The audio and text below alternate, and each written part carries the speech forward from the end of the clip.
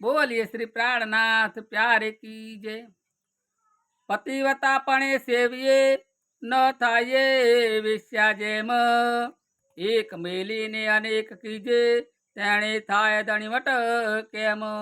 हे सुंदर साथ जी, मेरे धनी जी, स्वामी श्री प्राणनाथ जी, हम सब सुंदर साथ को बता रहे हैं कि ये जो चौपाई बताई गई है वो पतिव्रता नारी के लिए बताई गई है कि जो सुंदर साथ जी एक मेरे धाम के धनी को ही भजते हैं पूजते हैं, वाणी को ही लगे रहे हैं, उनको ही पतिव्रता कहा जाता है। और अन्य देवी देवता भागवत झाड़ पान को पूजते हैं, वो सब व्यभिचारिणी कहा जाता है। जैसे प्रतिव्रता के लिए एक ही पति होता है, वैसे कुल शास्त्र में एक परमात्मा की भक्ति करने का विधान है। जैसे नारी को एक पति होता है तो वो पतिव्रता कहलाती है। हे सुंदर साथ जी, बहुपति वाली वेश्यावृत्ति कहलाती है कि जो अनेक देवी देवताओं को पूजते हैं, अनेक धर्म शास्त्रों को जो पूजते हैं, वो वेश्या कुलता नार कहलाती है। हे सुंदर साथ जी, तब वो एक परमात्मा को प्राप्त होता है जब वो एक ही पति को पूजती है, एक मेरे धाम के धनी को ही पूजते हैं, वो ही सत्य पतिव्रता नारी कहलाती है और वो ही मेरे धनी को मिलती है।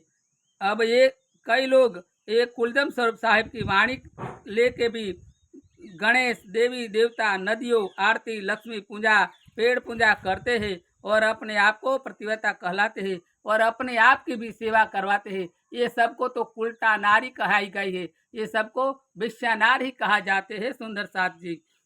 इसीलिए त्रिगुणात्मक देवी देवताओं की और इसकी सेवा करने की हमें नहीं है। ब्रह्म सृष्टि की चरणराज खोज थके ब्रह्मा जी की ब्रह्म सृष्टि की चरणराज के लिए खोज रहे हैं, पर उनको ब्रह्मा जी को ये ब्रह्म सृष्टि की चरणराज नहीं मिली है सुंदर साथ जी। ऐसी हम ब्रह्म आत्माएं हैं जो एक मेरे धाम के धनी स्वामी श्री प्राणनाथ जी उनकी वाणी को ही लगे रहते हैं, उनको ही सच्ची पतिव्रता नारी कहा गई है सुंदर साथ जी। इसीलिए और ये जो लोग हैं जो नारायण आदि देवी देवता और जो अन्य धर्म शास्त्रों का पूजन करते हैं, वो सब जो हमारे संप्रदाय में बड़े बड़े बनकर बैठ गए हैं, वो जो सभी लोग हैं महंतों संतों आचार्यों, वो जो धर्म के विरुद्ध का वर्तन कर रहे हैं, वो सब कुलटा नारी में गिना जाते हैं। तो हे सुंदर साथ जी, अगर निजानंद संप्रदाय को बनाए रखना है तो ऐसी कुलटा नारियों को तिलांजलि देनी पड़ेगी। इसलिए हे सुंदर साथ जी, आप सबको मेरी विनती है कि ऐसी कुलटा नारियों को तिलांजलि देने के लिए